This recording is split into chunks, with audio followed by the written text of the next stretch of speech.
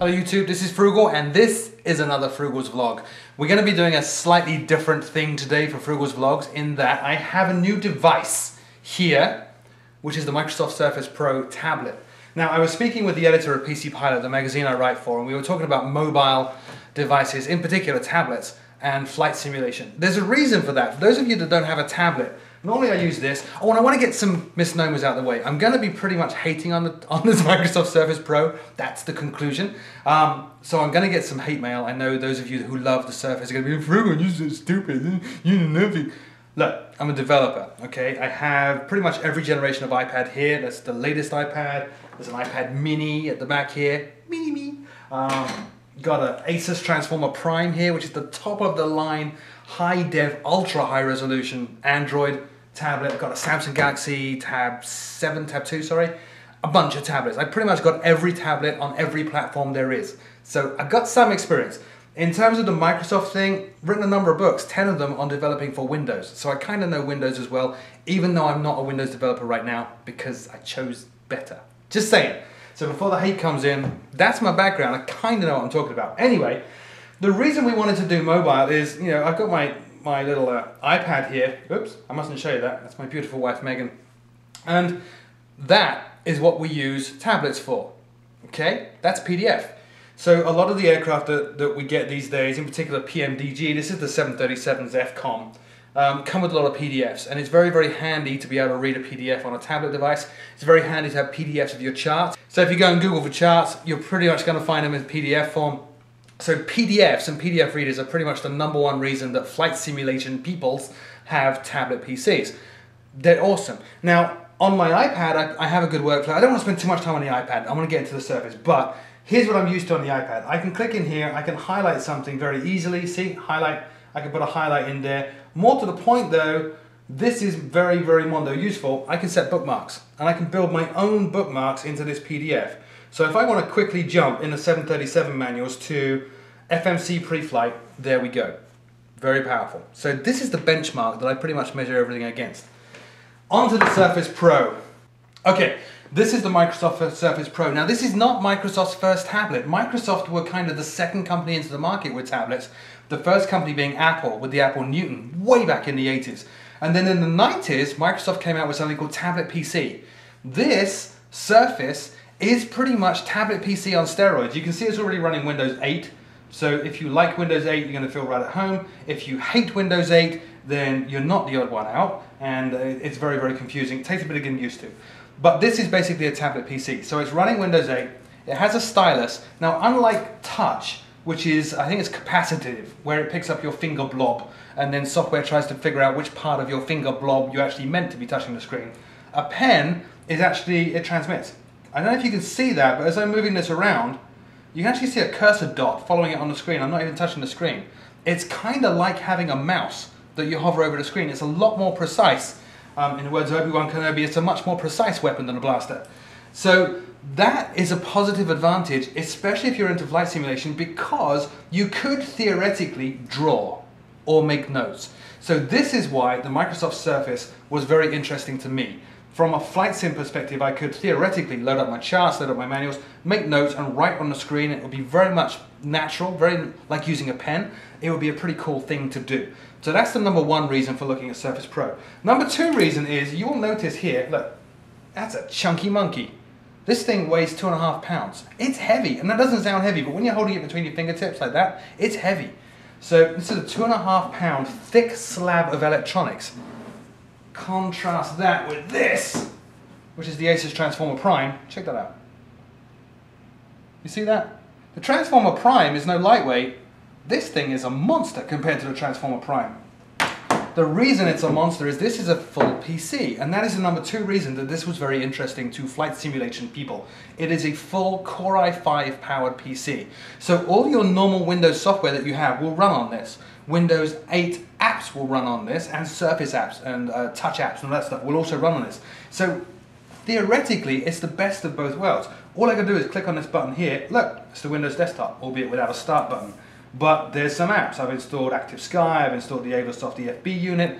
Kind of cool. So my dream with this was not only that I could annotate and write on PDFs and make notes and do all that wonderful stuff, but I would also be able to run all my normal software and use it as my second PC. Those of you that have seen my fully loaded videos know I run more than one PC for flight simulation at the same time.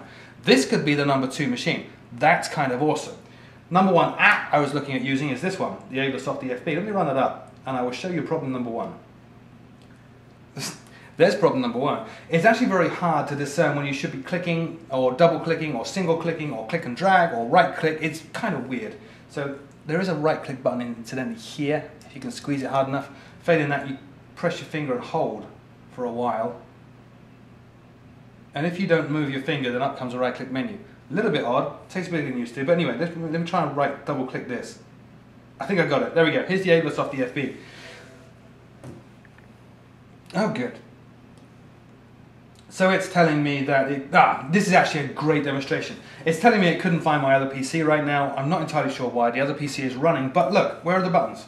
Where's the OK and cancel button? Many pieces of software that we use in flight simulation are not designed for Windows 8, which gives you some oddness. Where's my buttons? They're actually there, and you actually can't see it, and I can't bring them into view, but if I wiggle that enough, you kind of see a button popping out from the bottom of the bar here. So that's problem number 1. In order to click on that OK button, I now need to actually bring up the keyboard here, click on Enter, and hopefully that will take the OK button. It's not going to work, so I can't show you the Ablesoft DFB. But bear in mind, that problem kind of persists throughout the entire app. Things are a little bit out of place from where they should be. It's a little bit awkward, doesn't really matter. Let me show you application number 2 that I wanted to show you, which actually isn't here. Everything is gesture based on this, much like on an iPad. So I swipe from the right and I have this menu bar, so I can go back to my start menu, scroll across, here's Navigraph. Let's fire up Navigraph and look at some charts. Problem number 2. This is an SSD backed PC. It should be like lightning. It's not. I expected it to be really fast. It's not. It's really quite slow. Still loading. Still loading. This is just Navigraph. This loads in no time. Still loading.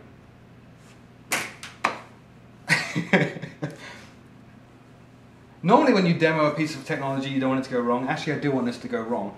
Here we go, here's Navigraph. So I can bring up my charts. I've got Amsterdam here. Let me pop open some Amsterdam charts here. So I can pop open, I don't know, that. Problem number 2. This is a very high, 3 even. This is the very high resolution screen on the Surface Pro. It's 1920 by 1080, same as your computer monitor. It is a 1080p screen, but it's only 10 inches wide. Try reading any of that. Well, you have 2 issues actually with reading any of this. First of all, the Surface Pro will scale the text up. So a lot of this is very fuzzy. And you probably can't see it on camera, but trust me, it's very fuzzy. It's not a high definition display right now. That's kind of bad. Secondly, when you do actually get text on here, it's so damn tiny you can't read it. You can stop the fuzziness by going to the properties of the app, going compatibility settings, turn off scale DPI or whatever it's called, scaling in there, and then it won't be so fuzzy, but then everything runs in a very small window over here, and it's next to impossible to use. But anyway, because also this is not a Windows 8 app, all the Windows 8 stuff that you would expect doesn't work. So pinch to zoom, for example. What the hell? It's like, okay, I have no idea what's going on. So pinch to zoom doesn't work. I expected kind of Microsoft with Surface to make pinch be the same input as a USB mouse wheel roll, and it's not. So pinch to zoom doesn't work. Need to grab that pen because you can't click on those icons, they're too damn small, and click on the plus sign and try and get it enough. It's not actually even going to go to zoom in. Let's try an area zoom here. There we go, now we can zoom in. To navigate around this, I can't click and drag because it's not a Windows 8 application. I need to use the scroll bars. Look at that flickering. Oh my god, that's painful. So what you typically do though, if you're using an app like Navigraph, is that you will use PDFs, like I was just saying. So what we can do is we can say print, problem number 4. I can send it to OneNote. Now OneNote is probably the single most powerful note-taking application in the world, and also the worst. It's the worst because it's not very good at cross-platform. So if you have multiple platforms like an iPad or a Mac in my case, you're screwed. It only runs on PCs. Next problem with OneNote, it's not free. There isn't a OneNote included with the Surface Pro, which is free. This doesn't work with it. If you're printing to OneNote, you need the full paid one. I've actually downloaded the trial so I don't have to pay for it. But if I send to OneNote, it's going to think, it's going to think. There's a little icon pops up down here. No clue that it actually wants my attention right now, other than the fact that it's flashing. So let me go click on that. Oh look, there's my chart. Now the Surface Pro comes alive. There's my chart, albeit slightly kind of skewy. I don't know if I can rotate that. No, I can't rotate that, but you can see pinch to zoom now works. This is a Windows 8 aware app, and obviously what I can do now is I can draw. So I can actually drag my pen over here, although I'm pressing buttons. Oh my god, I'm popping up all sorts of stuff. I can draw on this now. You can see there's Froogle drawing stuff. I should be able to go up here, drop this down, go to draw. It's not easy. Choose a different pen. I've got a red pen. If I want to highlight stuff, very useful on charts. So I'm at stand E2. Oops, I didn't actually choose that. By the way, there's an eraser on the back of this pen. You can just turn it over and just start erasing stuff, which is kind of neat. Let's choose my highlighter. There we go. So if I'm at stand E2, I can just highlight E2, or I can highlight the route that we're going to take. So we're actually going to taxi down here, and then over here, and then over here, and we're going to join that runway halfway down. So that's kind of cool. OneNote is amazing, but you gotta buy it. There's OneNote, Office 365, where you pay a fee per month. That sucks.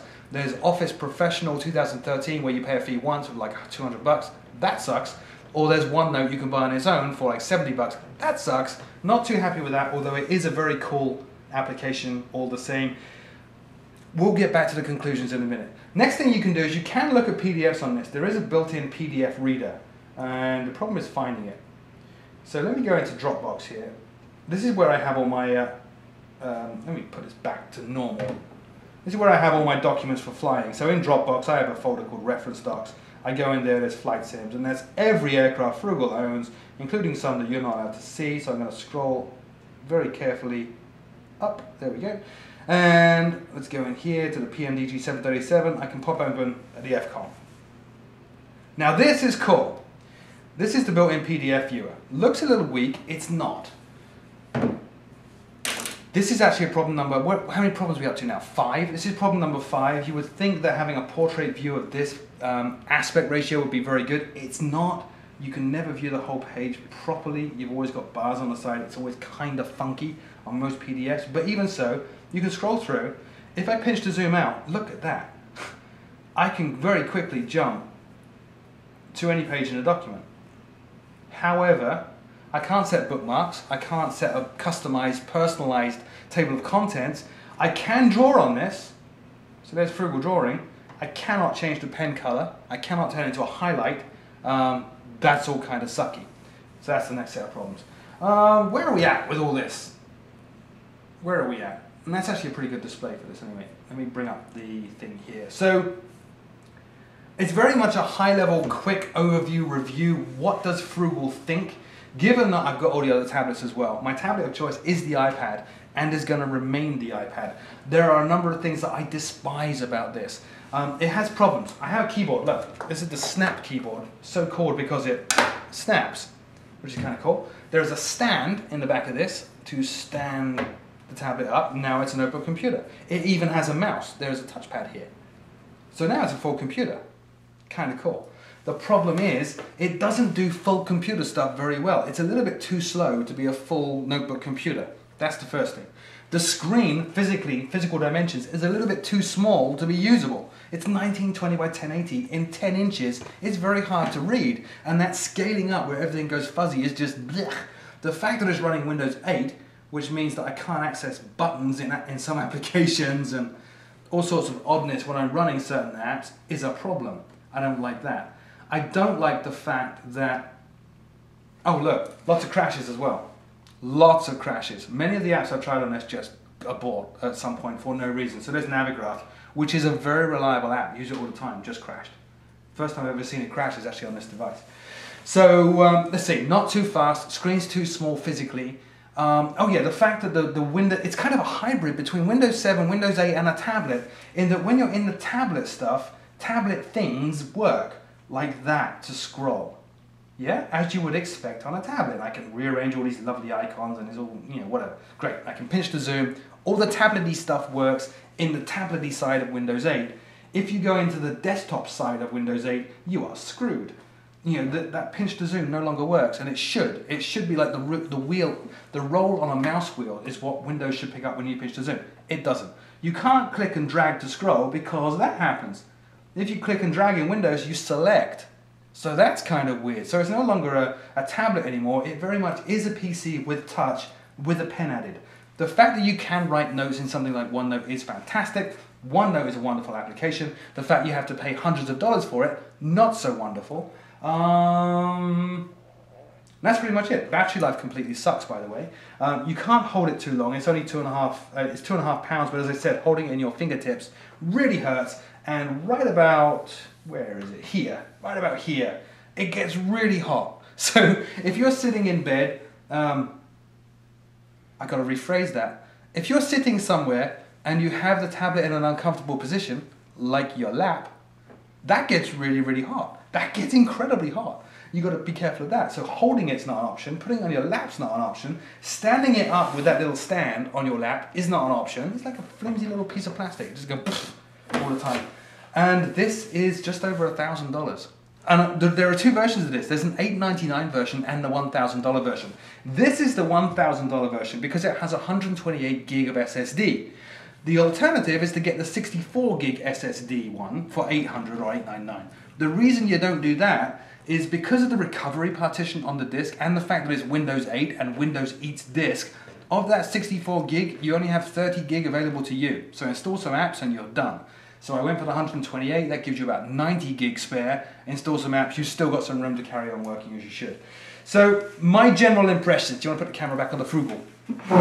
Alright, so my general impressions after all, you got me? Alright, so my general impressions after all of that. As I said, I've got all the tablets. There's not a single tablet platform I don't have in this house. I'm very lucky in that respect. Lucky. There's that lucky thing.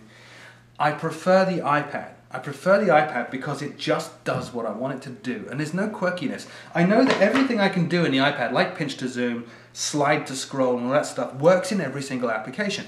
That's not the case with Windows 8 on a Surface device. The gestures you're used to only work in certain instances. In other instances, you're selecting stuff, highlighting stuff, cutting and pasting stuff, causing all sorts of problems. I like the fact that this is a big point actually. If you're going to use the Surface as a PC, then it doesn't support native document formats out of the box, like Word, like Excel, like, well, Word and Excel. Those are the two biggies, right? On an iPad, on Android, they're supported. You open up a .doc file on this, it's going to find an appropriate reader and show you it, and it's not going to cost you hundreds of dollars. On Android, it's going to fire up a Google app and show it to you in that. It's not going to cost you hundreds of dollars. On the PC, go buy Microsoft Office. Thanks a lot, Microsoft. So overall, I don't think it's powerful enough to be a tablet PC, a notebook PC. I think it's too awkward to be a tablet PC. It's too heavy to be a full-time use tablet PC. That screen aspect is very, very weird as well for looking at a portrait document. It's just odd. You have black bars everywhere if you're looking single page view. It's not good. The fact that there are no good PDF readers and annotators on Surface or Windows 8 right now. There are none. You can go search for them. There's like 50 apps out there. None of them are that good. Not compared to something like I showed you. And I hate to keep harping on this, but that is simplicity itself. The fact that I can just scroll through my pages, I can make bookmarks, jump to a bookmark. If I want to highlight something, let me go to a page where I can highlight. I just click, hold, drag, I'm done. That's simple. That's what you need. So the dream of using this was to run all those flight sim apps externally from the main PC on this little tablet device. Maybe go sit in the toilet and look at the charts while you're doing what nature wants you to do while you're flying a long flight. You can't really. It's too hot, it's too heavy, it's too unreliable, it's too... Ugh. So my general opinion of this, I bought this with my own money and tomorrow they're going to give me my money back. I'm not very happy with it. It's going to go back. It's not awful. If you don't have other tablet devices, you could probably get along with this. In fact, if you don't have a notebook and you don't have other tablet devices, this is probably pretty awesome. Honestly. If you have a notebook though, or you have other tablets, you're not going to like the Surface Pro. I don't. 2 hour, 3 hour, maybe 4 hour battery life sometimes as well kind of sucks compared to 7 or 8, 7 on the Asus Transformer Prime and so on and so on. Anyway, that's it. Kind of jumped around a little bit. It wasn't the best structured review in the world, but I hope you got some use out of it. As always, my name is Froogle. Leave a comment in the comment section below, and if you've not checked it out already, facebook.com/FroogleSim. You can talk to me and ask me more questions and tell me what a moron I am. Cheers.